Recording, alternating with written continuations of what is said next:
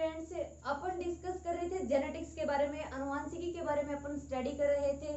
और अपना जो टॉपिक चल रहा था वो किसके ऊपर चल रहा था? मेंडलवाद के विचलन के ऊपर अपन स्टडी कर रहे थे। ठीक है, अपने जो लास्ट वीडियो थे उसमें मेंडलवाद के विचलन से लेकर अपन कुछ टॉपिक क्लियर भी कर चुके हैं। अगर अपन डिस्कस करें आज अपन किस पॉइंट के ऊपर डिस्कस करेंगे, आज अपन बहुप्रभाविता के ऊपर डिस्कस करेंगे। ठीक है, मेंडल के अपन जेनेटिक्स के जो नियम थे, वंशागति के जो भी नियम थे वो अपन डिस्कस कर चुके हैं। 3 नियम थे उसके, एंड जो उसके एक्सपेरिमेंट थे उन एक्सपेरिमेंट के बारे में अपन डिस्कस कर चुके हैं। Monohybrid cross, dihybrid cross and जो डोमिनेंस लॉ था अपना, उन तीनों के तीनों जो प्रभाविता का, स्वतंत्र अभिविभन का एंड पृथक्करण का, गैमेट्स जो थे अपने उनकी शुद्धता का जो नियम था उसके बारे में अपन डिस्कस कर चुके थे। उसके अलावा अपन आगे मेंडलवाद के विचलन के बारे में डिस्कस कर रहे थे। और इसके अंदर अपन सबसे पहले अपन ने किसके ऊपर डिस्कस किया था? अपूर्ण प्रभाविता। ठीक है, ये अपना फर्स्ट पॉइंट था, इनकम्प्लीट डोमिनेंस। सेकंड था अपना सहप्रभाविता,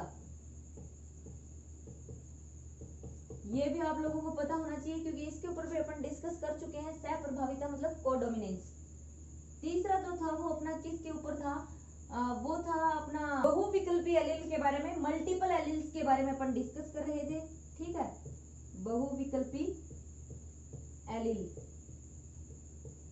या फिर मल्टीपल एलील्स। एंड फोर्थ जो था वो अपना कौन सा था? फोर्थ था अपना घातक जीन। ठीक है, लेथल जीन्स के बारे में अपन ने कल स्टडी किया था। ओके, ये 4 पॉइंट अपन अपने क्लियर कर चुके हैं, कंप्लीट कर चुके हैं। आज 5th नंबर का जो अपना होगा वो होगा बहुप्रभाविता। प्रभाविता तो आपने जरूर सुना होगा, आज आप बहुप्रभाविता के बारे में भी देख लीजिए कि इसमें क्या कुछ होता है, बहुप्रभाविता या फिर पैलियोट्रोपी। अब स्टूडेंट्स, आप सबसे पहले ये चीज समझने से पहले आपको प्रभाविता के बारे में पता होना चाहिए।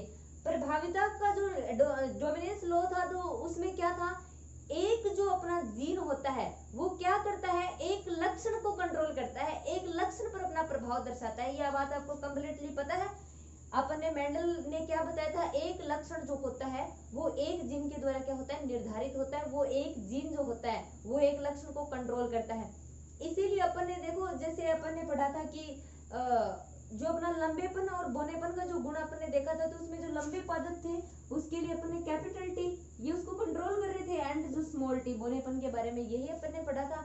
वो अपन ने जब गोल और हरे बीज लिए थे तब भी अपन ने अलग अलग उनके क्या लिए थे? जीन लिए थे, अलग अलग उनके युग्म थे उनके। ठीक है, तो प्रभाविता के अकॉर्डिंग जैसा मेंडल ने बताया था उसके अकॉर्डिंग क्या था? एक जीन जो होता है वो एक लक्षण को क्या करता है?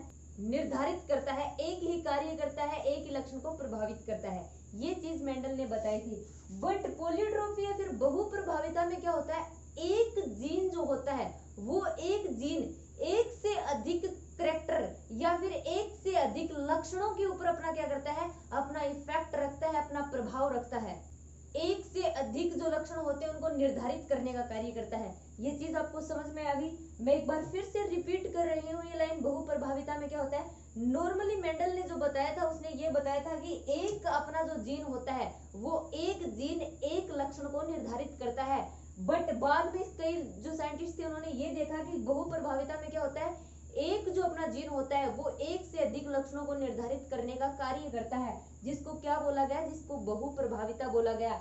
और वो जीन जो एक से अधिक लक्षणों को निर्धारित करते हैं, इफेक्ट करते हैं, अपना प्रभाव रखते हैं उसके ऊपर, वो जीन क्या कहलाते हैं? वो बहुविकल्पी जीन या पैलियोट्रोपिक जीन कहलाते हैं। ठीक है, और मेंडल ने जो बताया था वो ऐसा बिल्कुल नहीं था। उसने सिर्फ यही बात बताई थी कि एक जीन सिर्फ एक लक्षण को निर्धारित करेगा। तो ये अगर इस चीज को अब एग्जाम्पल के थ्रू समझे कि ऐसा किस प्रकार से और किस में होता है, तो ड्रोसोफिला। ठीक है, ड्रोसोफिला में ऐसा देखा गया। ड्रोसोफिला को आपने पहले भी जरूर इसका नाम जरूर सुना होगा स्टूडेंट्स। ड्रोसोफिला एक बहुत ही इंपॉर्टेंट ऑर्गेनिज्म है, महत्वपूर्ण ऑर्गेनिज्म है जेनेटिक्स से लेकर।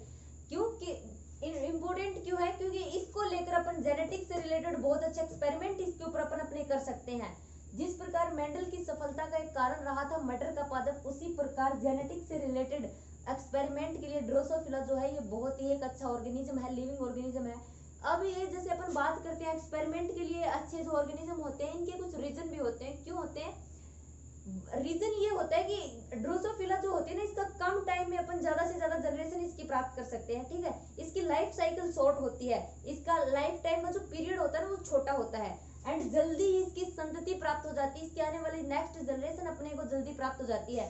तब क्या होता है, इसके ऊपर अपन जो एक्सपेरिमेंट करते हैं ना, ड्रोसोफिला के ऊपर अपन जो भी एक्सपेरिमेंट करेंगे, फिर इसकी जो संतति आएगी उसके ऊपर अपन देख सकते हैं भी क्या इफेक्ट हुआ है अपने एक्सपेरिमेंट का, ठीक है। अपन ने ये जो चीज की है इसकी संतति पर क्या प्रभाव पड़ा है, आने वाली संतति पर क्या प्रभाव पड़ा है, आने वाली 2-3 संततियों पर इस चीज का क्या इफेक्ट रहता है, ये सारी की सारी चीजें अपन क्या कर सकते हैं, देख सकते हैं। इसीलिए अपना ड्रोसोफिला क्या है, एक अच्छा लिविंग ऑर्गेनिज्म है एक्सपेरिमेंट के लिए। फिलहाल अपन डिस्कस करते हैं बहु प्रभाविता के ऊपर कि इसके अंदर बहु प्रभाविता किस प्रकार से देखी गई थी। इसके अंदर क्या होता है, जो सफेद आंख के लिए समयुग्मजीय अवस्था में जो प्रभावी जीन होता है ना, सफेद आंख के लिए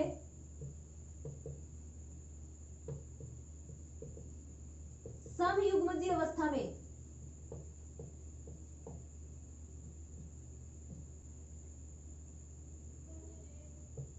अप्रभावी जीन विद्यमान होने पर या स्थित होने पर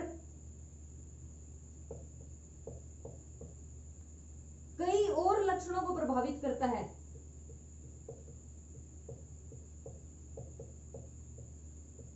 कई और लक्षणों को क्या करता है, प्रभावित करता है। ये लाइन आपको समझ में आई। देखिए सफेद आंख के लिए समयुग्मजीय अवस्था में कौन सा जीन, अप्रभावी जीन, ठीक है। सफेद आंख के लिए समयुग्मजीय अवस्था में अप्रभावी जीन अगर ड्रोसोफिला के अंदर स्थित होता है तो वो समयुग्मजीय अवस्था में ये जो अपना एक जीन होता है ये इस आंख के कैरेक्टर के ऊपर, ओनली इस आंख के कैरेक्टर के ऊपर अपना इफेक्ट रखने के अलावा अदर कई प्रकार के लक्षण भी निर्धारित करता है। ये देखा गया है ड्रोसोफिला के जो अपना ये ऑर्गेनिज्म होता है इसके अंदर। और कौन कौन से होते हैं वो लक्षण, वो होते हैं पंखों की आकृति, पंखों की आकृति, उदर की स्थिति, ये कैरेक्टर देखे गए हैं। क्या हुआ कि जब ड्रोसोफिला का जो अपने पास ये ऑर्गेनिज्म था, ड्रोसोफिला के अंदर अपना जो समयुग्मजीय अवस्था में अप्रभावी जीन, मान लीजिए एक जीन के दो प्रारूप होते हैं, जिस प्रकार अपन ने देखा था कैपिटल टी जो था वो समयुग्मजीय लंबे के लिए, स्मॉल टी जो था वो किसके लिए, समयुग्मजीय बोलने के लिए। तो ये जो था ये अपना अप्रभावी होता है और ये अपना प्रभावी होता है। मान लीजिए यही जीन है और ये समयुग्मजीय अवस्था में है और ये अप्रभावी है, ठीक है। ये जब ड्रोसोफिला के अंदर विद्यमान था तब उसकी आंखें तो सफेद थी, इसके अलावा उसके कैरेक्टर और भी थे। पंख की आकृति और उदर की स्थिति पर भी ये जीन इफेक्ट डाल रहा था। उसके पंख कैसे थे, उसके पंख अवशेषी थे, ठीक है, अवशेषी पंख उसके अंदर विद्यमान थे। उदर जो था उसका कुंडलित था, ठीक है। ये चीज उसके अंदर कब ही पाई जा रही थी, तब ही उस ड्रोसोफिला के अंदर ये कंडीशन तब ही पैदा हो रही थी जब उसके अंदर अप्रभावी जीन समयुग्मजीय अवस्था में था, ठीक है। तब उसकी आंखों का कलर भी भूरा था, तब उसके पंखों की आकृति भी अवशेषी थी, उधर भी उसका कुंडलित स्थिति में था। मतलब ये तीनों की तीनों चीज सिर्फ एक जीन कंट्रोल कर रहा था। और वो जीन कौन सा था, वो जीन जो आंख को इफेक्ट कर रहा था ना, वही जीन था, ठीक है। ये चीज आपको समझ में आ गई। और बहु प्रभाविता में भी अपन ने यही डिस्कस किया है कि एक जो अपना जीन होता है वो एक जीन क्या करता है, एक जीन एक से अधिक कैरेक्टर को निर्धारित करता है। तो हमने यहाँ पर देखा ड्रोसोफिला के अंदर पंखों की आकृति का निर्धारण एंड आंख का कलर का निर्धारण एवं उदर की स्थिति का निर्धारण, ये तीनों की तीनों चीजें अप्रभावी जीन जो समयुग्मजीय अवस्था में होता है उसके द्वारा कंट्रोल में होती हैं, ठीक है। ये चीज आपको समझ में आ गई। और यही चीज अपन इंसानों में भी देख सकते हैं। एक अपना डिसीज का नाम सुना होगा आपने, सिकल सेल एनीमिया, जरूर सुना होगा आपने, सिकल सेल एनीमिया, ठीक है। ये जो अपना सिकल सेल एनीमिया है ये किस प्रकार की डिसीज है, वंशागत रोग है। वंशागत रोग का मतलब समझते हैं ना, वंशागत रोग जेनेटिक डिसीज कौन सी होती हैं, जो एक जनरेशन से दूसरी जनरेशन में ट्रांसफर हो जाती हैं, ठीक है। अपनी जो जनक पीढ़ी होती है उससे संतति पीढ़ी में इनका संचारण हो जाता है, वो होते हैं अपने वंशागत रोग या फिर जेनेटिक डिसऑर्डर। तो सिकल सेल एनीमिया अपना एक वंशागत रोग होता है। किस वजह से होता है ये डिसीज, ये डिसीज जो होती है एक अप्रभावी जीन की वजह से होती है, ठीक है। अपना जो सिकल सेल एनीमिया जो होता है वो एक अप्रभावी जीन की वजह से होता है। ये जो अप्रभावी जीन होता है ना, इस अप्रभावी जीन की उपस्थिति से क्या होता है, असामान्य प्रकार की, असामान्य आकार की हीमोग्लोबिन का निर्माण होता है। ब्लड के अंदर जो हीमोग्लोबिन अपनी पाई जाती है उस हीमोग्लोबिन की स्ट्रक्चर में चेंजिंग आ जाती है इस अप्रभावी जीन की वजह से, ठीक है। हीमोग्लोबिन की जो आकृति होती है वो चेंज हो जाती है, हंसियाकार हो जाती है वो, ठीक है, आपने जरूर सुना होगा जो अपना आरबीसी का जो सिकल सेल एनीमिया में अपनी आरबीसी जो होती है वो किस प्रकार की हो जाती है, हसियाकार आकृति की हो जाती है। उसकी हसियाकार आकृति किस वजह से होती है, इस अप्रभावी जीन की वजह से ही होती है, जिस वजह से क्या होता है, जो रोगी व्यक्ति होता है उसके अंदर रक्त की अत्यधिक कमी होने लगती है। ठीक है, और जिस भी व्यक्ति के अंदर ये जो अपना जीन होता है, ये अप्रभावी जीन, ये समयुग्मनजी स्थिति में होता है। ठीक है, ध्यान रखिए, ये अप्रभावी जीन अगर किसी व्यक्ति में समयुग्मनजी स्थिति में होगा, विषम युग्मनजी की बात नहीं कर रहे हैं। अब किसी भी चीज से आप समझ लीजिए, यहाँ पर ये मान लीजिए ये अपने जीन है, ठीक है, और ये अपनी स्ट्रक्चर है जीन की, तो ये इसके दो प्रारूप है जीन के, ये एलील्स हैं, दो प्रारूप अलग अलग हैं, तो ये अपनी क्या है, ये अपनी समयुग्मनजी स्थिति है, और ये क्या है, ये अपनी विषम युग्मनजी स्थिति है। ये अपनी अप्रभावी है, अप्रभावी समयुग्मनजी, ये क्या है, अपनी प्रभावी समयुग्मनजी। ठीक है, और ये क्या है, ये अपनी विषम युग्मनजी कंडीशन है। ओके, अब यहाँ पे आप समझिए एक चीज को, अगर किसी भी इंसान के अंदर ये अप्रभावी जीन समयुग्मनजी स्थिति में होगा तो क्या होगा, उस व्यक्ति की रक्ताल्पता के कारण बचपन में ही मौत हो जाएगी। लेकिन अगर अपना ये अप्रभावी जीन विषम युग्मनजी कंडीशन में होगा, इस कंडीशन में होता है, समयुग्मनजी स्थिति में होता है तो उसकी बचपन में ही मौत हो जाती है। अगर विषम युग्मनजी कंडीशन में होता है फिर क्या होता है, फिर ये होता है कि उसकी कुछ आरबीसी तो सामान्य आकार की होती हैं, और उसकी कुछ आरबीसी किस प्रकार की होती है, उसकी कुछ आरबीसी सामान्य प्रकार की होती है, जिस वजह से उसकी डेथ नहीं होती है। ठीक है, आरबीसी में चेंजिंग तो आती है बट कुछ जो होती है वो सामान्य प्रकार की होती है, क्योंकि विषम युग्मनजी अवस्था में है अपना ये जीन। जब ये समयुग्मनजी कंडीशन में होता है तब ज्यादा घातक होता है। अगर होमोजाइगस कंडीशन होगी, होमोजाइगस कंडीशन क्या होती है, समयुग्मनजी अवस्था।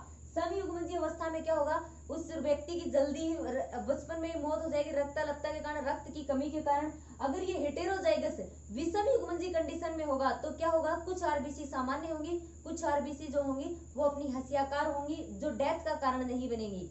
और जो ये विषम युग्मनजी कंडीशन वाले जो ये रोगी होते हैं, ये क्या होते हैं, ये इस रोग के वाहक होते हैं। वाहक का मतलब आप समझते हैं ना, इस रोग को अगली पीढ़ी में लेकर जाने वाले यही होते हैं। समयुग्मनजी कंडीशन में तो इंसान की मौत ही हो जाती है बचपन में, वो जनन मतलब रिप्रोडक्शन तक पहुंच ही नहीं पाता, जनन ही नहीं होगा तो आगे जाएगा किस प्रकार।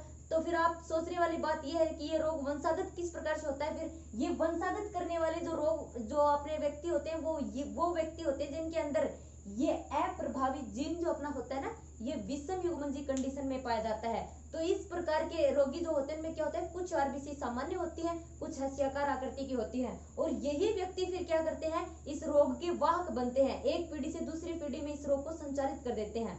और इस प्रकार के जो रोगी होते हैं वो किससे पीड़ित होते हैं, एनीमिया से पीड़ित होते हैं। अब इसकी एक लाभदायक कंडीशन भी है। लाभदायक किस प्रकार से है ये, जैसे कुछ एरिया जो होते हैं जैसे अफ्रीका, इस प्रकार के महाद्वीपों में कुछ लोग जो होते हैं उनके अंदर सामान्य बीमारी फैलती है, मलेरिया की बीमारी। ठीक है, मलेरिया की बीमारी वहां पर एक सामान्य बीमारी होती है। अगर वहां पर किसी को एनीमिया डिसीज हो जाती है ना तो फिर उसको मलेरिया नहीं हो पाता है। क्यों नहीं हो पाता है, क्योंकि वहां जो उसको एनीमिया जिस व्यक्ति को हुआ है, सिकल सेल एनीमिया से अगर कोई व्यक्ति ग्रसित है तो क्या होगा, सिकल सेल एनीमिया से ग्रसित होने की वजह से उसकी आरबीसी जो होगी, उसकी क्या जो अपनी हीमोग्लोबिन जो होगी वो हसियाकार हो जाएगी, जिस वजह से मलेरिया का जो परजीवी होता है, मलेरिया का जो ऑर्गेनिज्म जो मलेरिया फैलाता है, वो जीव उस व्यक्ति के अंदर से पर्याप्त मात्रा में पोषण प्राप्त नहीं कर पाता है। उस आरबीसी से पर्याप्त मात्रा में जब उसे पोषण प्राप्त नहीं कर पाएगा तो वो क्या होगा, मलेरिया फैलाने वाला जो ऑर्गेनिज्म होता है ना वो मर जाता है। ठीक है, तो इस रोग से पीड़ित जो व्यक्ति होते हैं ना उनको मलेरिया नहीं होता। फिर तो स्टूडेंट्स अपन ने डिस्कस किया था, जो अपना ये रोग होता है इसमें जो समयुग्मनजी स्थिति जब होती है इस अप्रभावी जीन की, अप्रभावी जीन की समयुग्मनजी स्थिति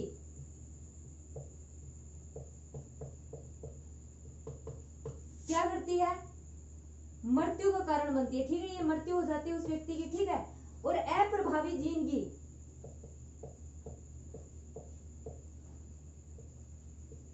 विषम युग्मनजी स्थिति क्या करती है, वाहक। ठीक है, वाहक का मतलब यहाँ पर क्या है, जो जिस भी व्यक्ति के अंदर विषम युग्मनजी कंडीशन में यह अप्रभावी जीन उपस्थित होगा वो वाहक का कार्य करेगा। ठीक है, आपको ये बात समझ में आ रही है, वाहक मतलब एक पीढ़ी से दूसरी पीढ़ी में इस रोग को लेकर जाता है। अब आप इस चीज को समझिए कि किसी भी स्त्री और किसी भी पुरुष के अंदर अगर विषम युग्मनजी कंडीशन में यह अप्रभावी जीन उपस्थित है, वो वाहक का कार्य कर रहे हैं, तो कितने परसेंट चांस है कि उनकी संतति के अंदर ये सिकल सेल एनीमिया होगा, या फिर कितने परसेंट चांस है कि उस संतति के अंदर ये डिसीज नहीं होगी। तो अगर किसी भी कोई भी पुरुष या कोई भी स्त्री अगर वाहक कंडीशन में है, उसके अंदर ये प्रभावी जीन विषम युग्मज स्थिति में है, तो उसकी 1/4 जो संतान होगी, 1/4 संतान कैसी होगी, सामान्य होगी। उसके अंदर ना तो वो वाहक होगी, ना उसके अंदर इस प्रकार की कोई डिसीज होगी, ठीक है, वो सामान्य कंडीशन के होंगे। ये तो होगी 1/4। अब बात करें 1/4 जो संतानें होंगी वो किस प्रकार की होंगी, 1/4 संतानें जो होंगी वो इस रोग से पीड़ित होंगी, इस रोग से ग्रसित होंगी, ठीक है। ये चीज भी आपको समझ में आ गई। बची कितनी, अपने पास आधी संतानें बची, वो आधी संतानें क्या होंगी, वाहक का कार्य करेंगी फिर, ठीक है।